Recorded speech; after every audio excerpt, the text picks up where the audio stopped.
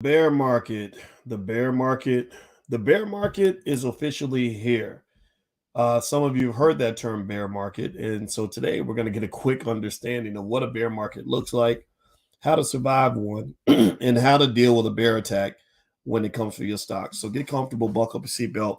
We're going to get started with the Black Financial Channel right now.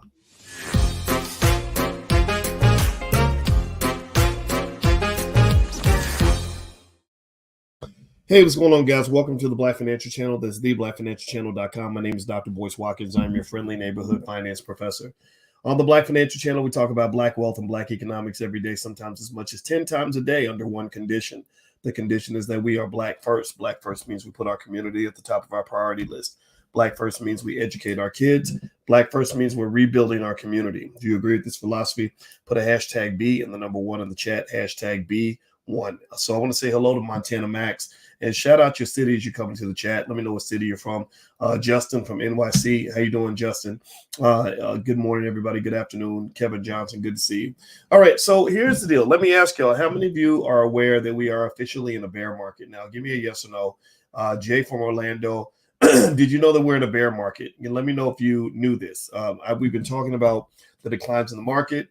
One of the things I've been mentioning to you guys is that the consensus is that there's a lot more distance to fall, that the stock market's going to keep kind of declining, that you're going to keep getting hit pretty hard, and it's going to keep getting messy, and the axe murder is going to keep on chopping for a little bit.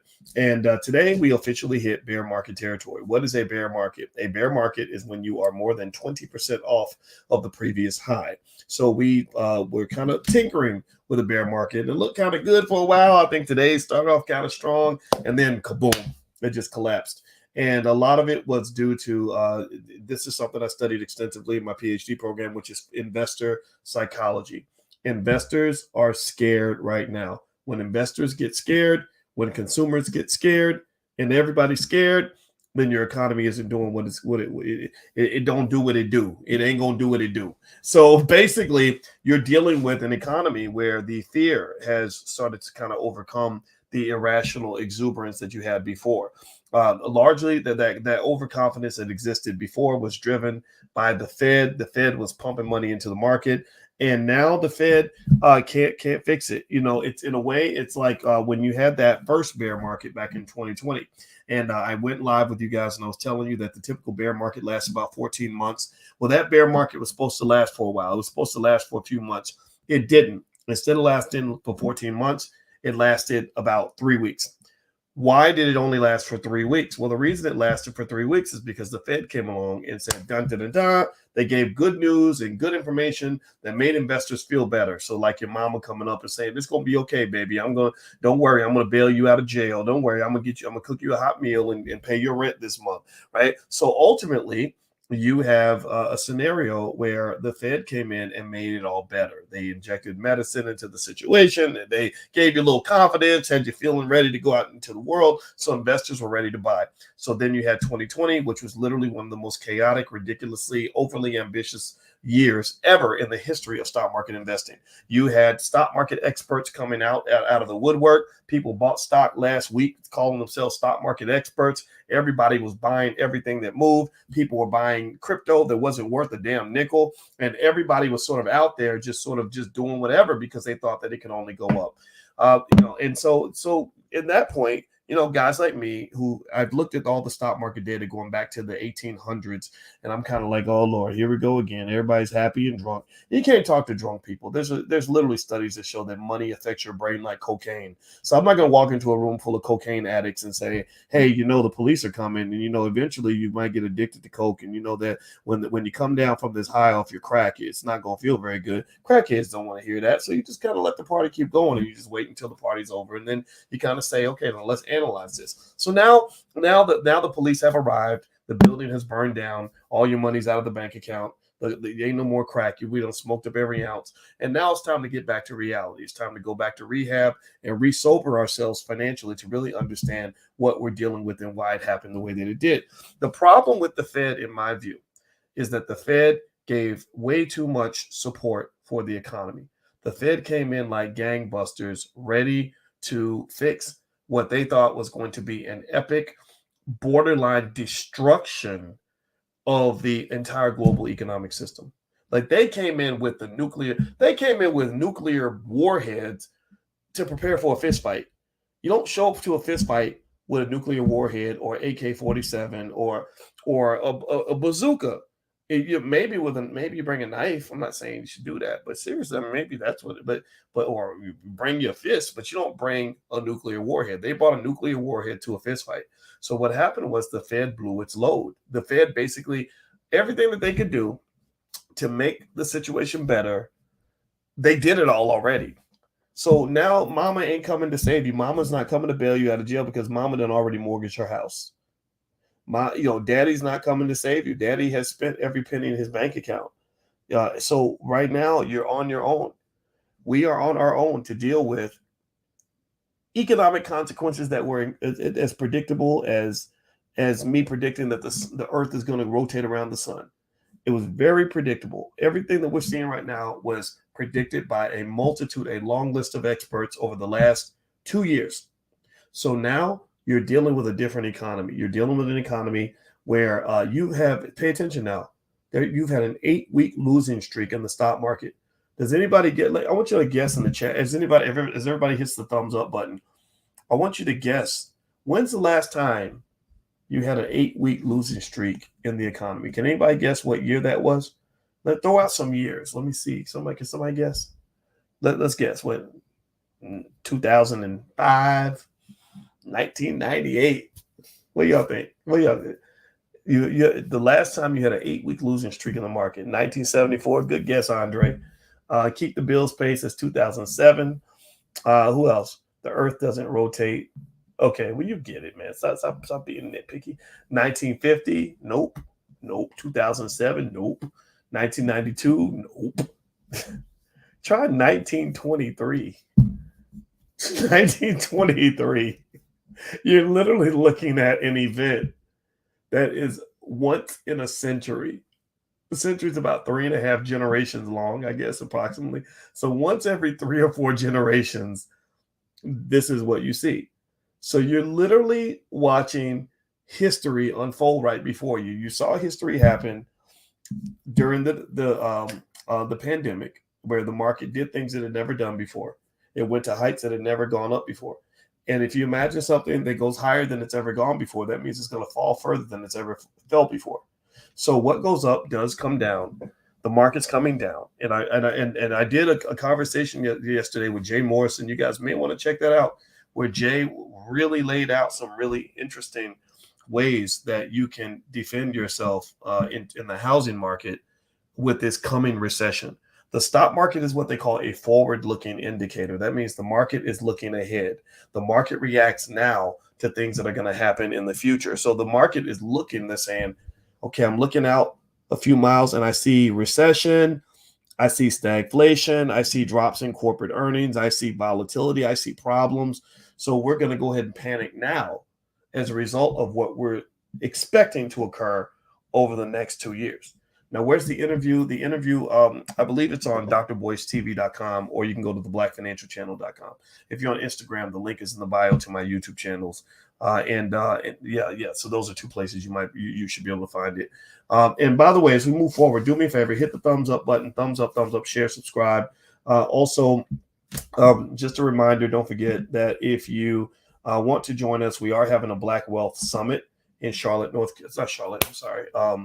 it's going to be in New Orleans, right, during the Essence Music Fest, July 1st through July 3rd. Julian Gordon's going to come down and talk about real estate. Lene Javette is going to be there to work with you on your business. I'll be there to work with you on your stocks. My wife she actually wants to do speed dating and speed networking because she wants a social kind of spiel to it, which I think is very important. You want to connect with the right people. So if that's your thing and you want to come to the Essence Fest, come on down and hang out with us. We're going to be there for 3 days. So I'd love to see you. All right. So here's the deal. There are still a lot of good bargains in the market. In fact, there are probably more bargains than there have been in a long time. A lot of people thought that there were bargains in 2020 when really you had stocks that were priced at a level they shouldn't have been priced at. In fact, I'm going to go look right now, and I'll use Netflix as an example. Netflix, stock has just, I mean, been hit with an absolute bloodbath. It's down at 182. There was a time when Netflix stock was trading for, did it hit 700? At least 690. Actually, the 52-week high for Netflix stock is $700. So there were people who saw Netflix stock go from 700 to 650 and said, "Ooh, this is my chance. This is my chance." And they started scooping up shares. And then they saw it go from 650 to 550, and they said, "Oh man, this is unbelievable. It's $150 off." And then they saw it go from 550 to 450. They're like, "Oh my God, this is unbelievable. I gotta buy it now." Nope. It still kept going down and down and down. And here's the surprise. Here's the thing you got to keep in mind. It could keep going. It could keep going down. It could, I mean, it can't stop, won't stop. It's not as if there's a floor to the stock market. There really isn't much of a floor. There's a little bit of a floor theoretically, but it's not really a concrete floor. Like if everybody gets scared and the credit markets freeze up, and this financial contagion, my dissertation chair was named Andrew Caroli. He's at Cornell University now.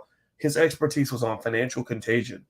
Financial stress and fear can pass around like a virus. You know, you can have a financial COVID, basically. So if this financial fear and contagion hits, say, the banking industry, the banking sector, where banks aren't loaning money to businesses anymore to help them get the capital they need in order to survive, oh, you're going to see a collapse everywhere.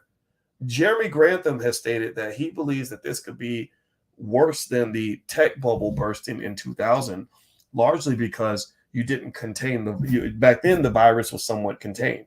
It was contained mainly to the stock market in the tech sector. Now, everybody can get hit. Everybody can get some. You know, you're talking about real estate market. You're talking about, businesses being able to get the capital they need. Your government is $30 trillion in debt. They can only do so much. The only thing I could see causing a rally, at least short term, is if the Fed gets some good news on the inflation front. Like if they find out that inflation can be managed on some level, which I don't see any indicator that that's going to occur, then they may decide, okay, we can pull back the rate of our tapering. Like we can sort of slow down the slowdown, so to speak, because right now they're being what they call incredibly hawkish. That means they're trying to raise interest rates. They're trying to really reel in this inflation thing very aggressively because you don't want out of control inflation in your society. There have been countries where the inflation rate was like, 100% or 200% a day, where you might go to the grocery store and bread is $1 on Tuesday and $3 on Thursday. So you don't want to live in that kind of economy. It's happened before. So inflation is really the thing that they're trying to control the most. The hope is that they can pull it in without completely destroying the economy at the same time. I don't know if they can pull that off because the faith that people have in the Fed has pretty much disappeared because they handled the pandemic so badly. I really think at this point, Jay Powell is at risk of being remembered as one of the worst, Fed chairman in history. It didn't have to go that way in 2020 and 2021, but it did. And I hope that you got some of your money out. And if you didn't, then maybe this is the time to go bargain hunting. If you believe that these are bargains, I do. I just dollar cost average. I'm a long-term investor. So from a long-term perspective, if you're looking at that 5-year mark and beyond, then you really can just kind of look away. Warren Buffett says when times like this happen, just look away. Just do something else. Right? Just own your stocks, keep buying, and just look away so you don't get all stressed out. Like I don't want you to get scared. Right? And if you are scared, actually, if you go to boycewatkins.com, my wife, who is a therapist, we did a PowerPoint presentation literally on how to deal with financial anxiety. A lot of people are very nervous about money. A lot of people are very scared. So when they talk about money mindset, sure, there is the abundance mentality where you believe that all blessings are yours and you're going to make all this money. But there's the other side of managing that dark financial anxiety, which can stress us out. Money affects your mind and your physical and mental health in so many ways. And I don't want you freaking out. And I don't want to sound like Mr. Doom and Gloom. And I want you to be able to see opportunity in every situation. There are lots of opportunities now. There will be more opportunities in the future. But I encourage you just to become a smart investor and not a trendy investor who's just following the crowd. You're smarter than that. I want you to do better and I want you to succeed. Okay. All right. So my wife and I, we are at our 1-year wedding anniversary. Hooray for us. Woo! Yeah. Been married to this beautiful Black woman for a year. That's a tremendous honor. My greatest investment yet. And so we're actually going to be out of the country. for a week to celebrate the anniversary. We're actually taking the cruise that we paid for before the wedding, but we did it in 2019 and the pandemic hit. And so all the cruise ships shut down. So it took us 2 years to go back. So we're going to get on the cruise ship. And so I don't know how much you're going to see me over the next week or whatever. I'll run some recordings. So if you see me on my channel and it's like a recorded voice, just forgive me for that. Just know that that's what's going on. But during that time, what we're also going to do is we're working on some stuff. She's actually putting together a whole workbook on like love and money. Like we're really intrigued with how money and relationships tie together and how couples kind of manage their money, stuff like that. So we're going to do a love and money masterclass once we're done. And I'll tell you guys about it a little bit later, but I just want to let you guys know that's what's going down. So shout out to all the Black families out there and all the Black men that love Black women and all the Black women that love us back.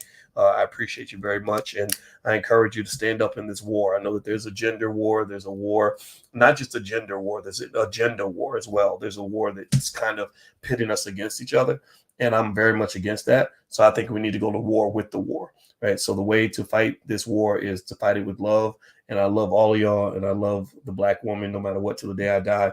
And I encourage every real Black man to stand up and repeat similar words. You got to stand up against the punks and let them know that this is not going to be tolerated in our community. So that's my 2 cents. Thank you guys for listening. I hope you guys have a great day. And I'll check back in a little bit later. Hit the thumbs up button on your way out. Love you. See you soon. Peace.